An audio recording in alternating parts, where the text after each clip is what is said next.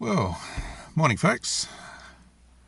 It's a nice overcast, I say overcast Saturday morning here. We've had some pretty wild weather in the last week, and just show you out the front of the car. I'm just sitting in the car today because I was going to go for a walk, but Saturday morning feeling a bit lazy, so I'm just sitting down here by the lake having a look around, and of course coffee. Got to have a coffee, and just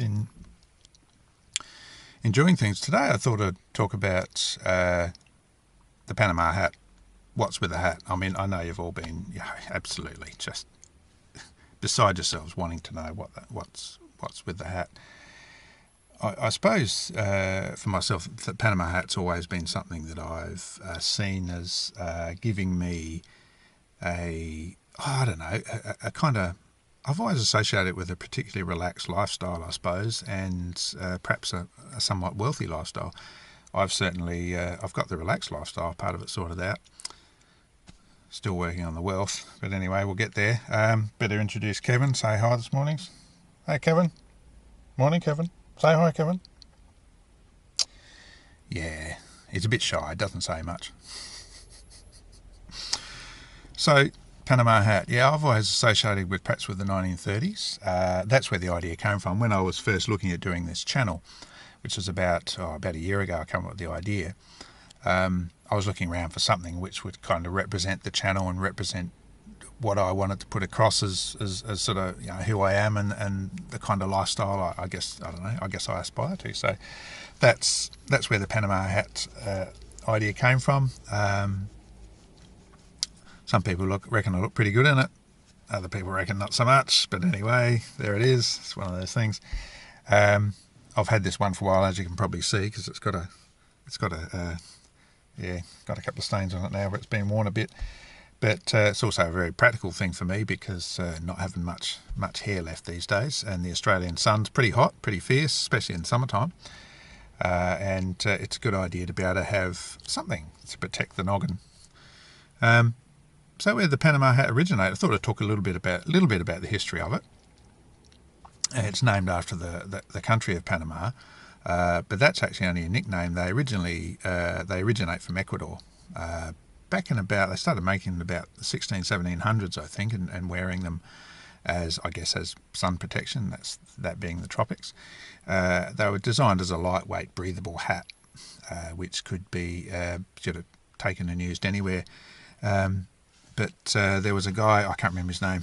I was reading the info here a while ago, but there was a guy in Ecuador who decided that he wanted to make and sell hats to a wider audience. So he ended up going to Panama and selling his hats there, and from there they were shipped internationally, and they become known after a while as a Panama Hat. Gold prospectors passing through Panama used to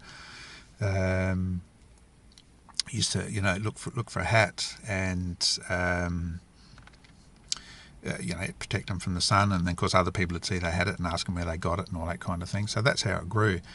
It was perhaps also President Roosevelt, I think it was, who went and visited the construction of the Panama Canal in the early 1900s, and he wore one and was photographed in a Panama hat, and apparently that's where they become a lot more popularised from. And they're not to be confused with the hat that looks very similar. That's I don't know what it's called, the Tam Soy hat or something like that. That's actually made in Asia, which was designed originally as my understanding is as a copy of the Panama Hat. But of course, they're designed to be lightweight, breathable. They're made out of plant fibre. I've always associated them with the 1930s as well. I don't know why that is. I don't know. Linen suits, I don't know. It's just one of those sort of associations you pick up as you go through life. So yeah, that's a little bit about the history of the Panama. Apparently there's a grading for Panama hats and how fine they are. I don't think this one would be particularly fine. Apparently a really well-made Panama hat will hold water, and it can be rolled small enough to fit through a wedding ring. Now, you definitely wouldn't get this one through a wedding ring unless you basically chopped it into bits first. So apparently the best Panama hats, that's what they're designed to be like. They're sort of packable and foldable.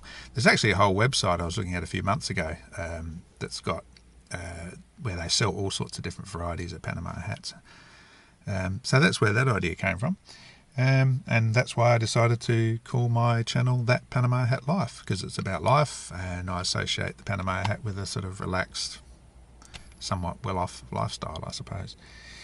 Anyway, that's it for now. Live well, stay happy, and we'll talk to you again. Bye-bye.